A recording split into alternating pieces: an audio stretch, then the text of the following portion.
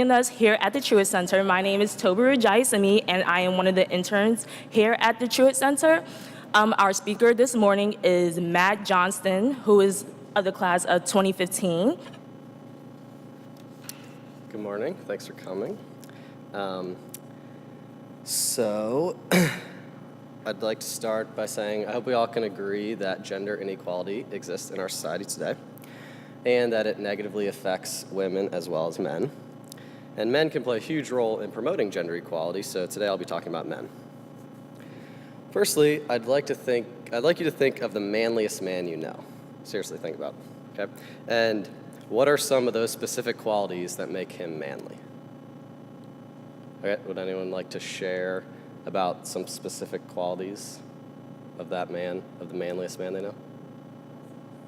Muscles, okay. Any other qualities? Deep voice, okay. Athletic, all right, great. Okay, now think about the best man you know, and what are some qualities that he possesses? Caring, patient, compassionate, gentle. Yeah, great. Okay, so keep those men and those qualities in mind over the next few minutes. So I'd like to talk about a book I read that really changed my understanding of what it means to be a man and my understanding of masculinity. And this book follows a high school football coach throughout a football season. And the coach's name is Joe, and although he has a pretty average name, he does not lead an average life by any means. In fact, Joe does some pretty radical stuff.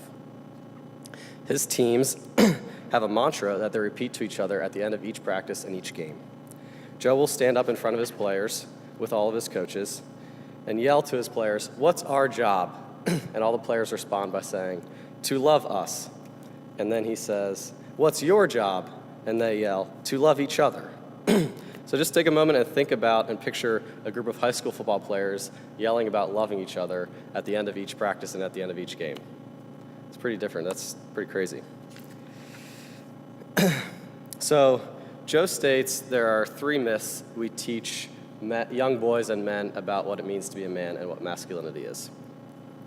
The first of those myths is athletic ability. We value men on their athletic ability, and we're really, a man's worth is based on how athletic he is.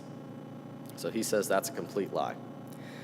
Number 2, sexual conquest. We associate manliness with how many women someone can get with and how he uses women to satisfy his desires. Not only is this detrimental and harmful to women, but it's also very heteronormative and marginalizes men who do not identify as heterosexual. So, athletic ability, sexual conquest, and economic success.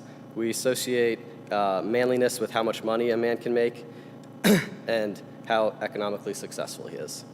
So those 3 things, athletic ability, sexual conquest, and economic success, Joe says those are the 3 most dangerous things that we can teach young boys and young men about what it means to be a man. So Joe proposes that there are 2 very different things that we should value in men, and that we already do value in men, but we just need to emphasize more. And the first of those is to give and receive love. A real man needs to be give and receive love. Giving and receiving love are 2 of the most powerful actions a human being can take, and we need to teach young men how to express love in a more open manner. Secondly, having a cause greater than oneself and working towards a greater goal. This gives meaning to one's life and promotes selflessness.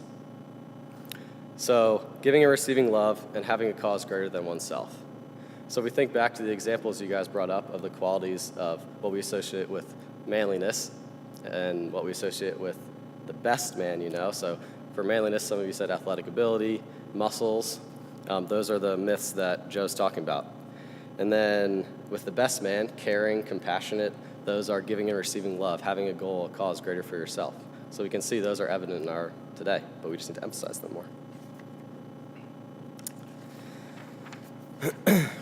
So interestingly enough, I really enjoyed this book, mostly probably because it talked about sports. And according to Joe, I've been socialized as a man to enjoy sports and value sports. And so Joe understands this, and he uses sports as an incubator to promote these values.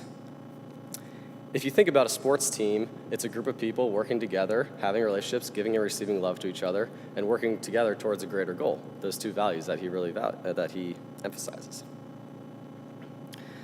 So if we think back to the mantra that Joe has his team say about loving us and loving each other, you can really see Joe putting these values into actions on his teams. So I think Joe is onto something here, and it is all of our duties, both men and women, to change the expectations we have for young boys about what it means to be a man. It seems to me that if we change the expectations we have for young men about giving and receiving love and having a cause greater than oneself, there will inherently be more gender equality in our society.